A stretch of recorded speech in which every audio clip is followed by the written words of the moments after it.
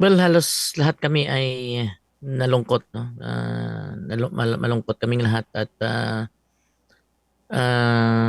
kami po ay nanghinayang, no, na hindi na pagbigyan yung interim release.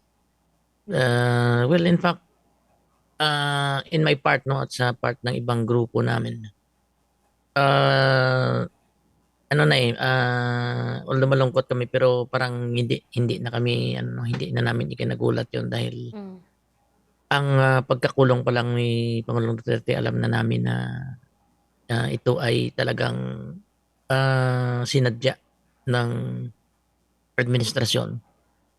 Subalit sa previous interview kanina naman nanatili lang akong, of course, bilang isang Kristiyano, naniniwala tayo at nananalig tayo sa power of prayers, no, na baka may mga divine intervention na Mm. magbago ng mga bagay-bagay. Pero ganun pa man, malungkot man pero malugod namin natanggap.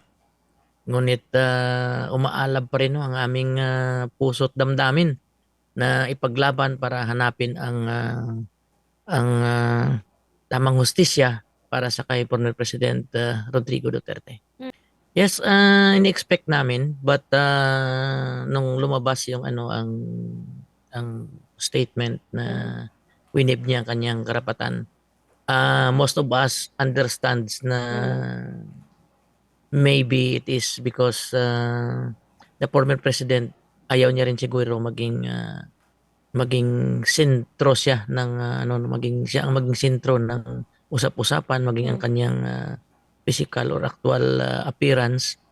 At palagay ko siguro baka iniisip niya na pag nakita siya ng tao, maging supporters man niya or kalaban, ito ay mag-ano pa, no, sisiklab pa ng kung anumang pag-aalab ng puso ng mga supporters, ganon din sa mga ah, ayaw sa kanya.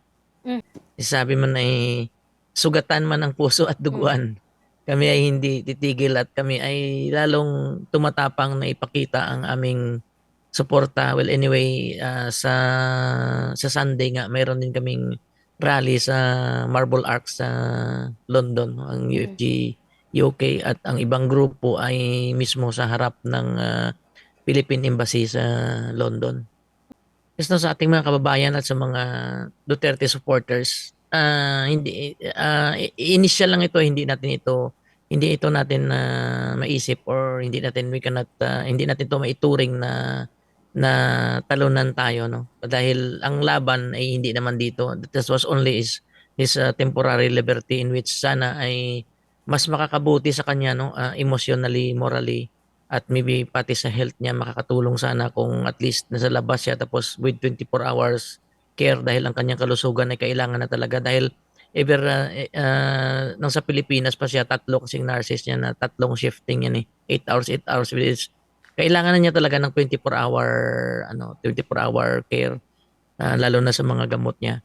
No, hindi pa ito, no, dahil ang talagang tunay na laban natin ay ang paninindigan natin patungkol sa sa jurisdiction, no, at sa mga kababayan natin, mayroon kaming, I would like to announce this, no, na may mga, kung gusto niyong sumali doon sa ating petisyon para sa Supreme Court sa apat na nakabinbin na mga petisyon, gumawa po tayo ng signature drive para himukin at kalampagin ang Supreme Court na aksyonan nila yung apat na petisyon na nakabinbin sa Supreme Court sa ngayon dahil napakatagal na, no, umabot na ng mahigit sa almost 8 months to 9 months na at tahimik dito ang Supreme Court. So, just follow ninyo sa ano, no, sa page, sa YouTube channel ni Joey Cruz or Joa TV.